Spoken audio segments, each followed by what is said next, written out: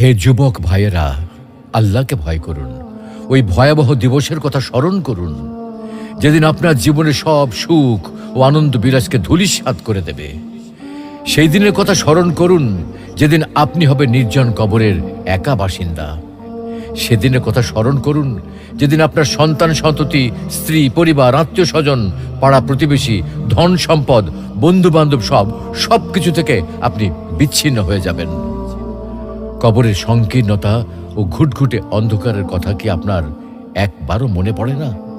কবরের বিভীষিকাময় ও ভয়ঙ্কর অবস্থা কি আপনার স্মরণ হয় না?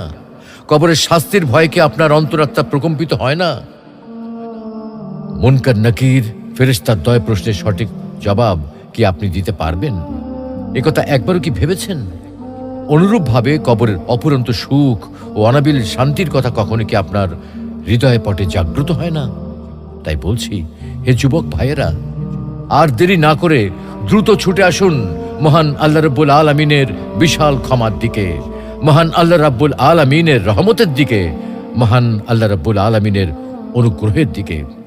মহান আল্লাহ রাব্বুল আলামিন আপনাদেরকে বলছেন, তবু কি তারা আল্লাহর কাছে তওবা করবে না এবং তার কাছে মাপ চাইবে না?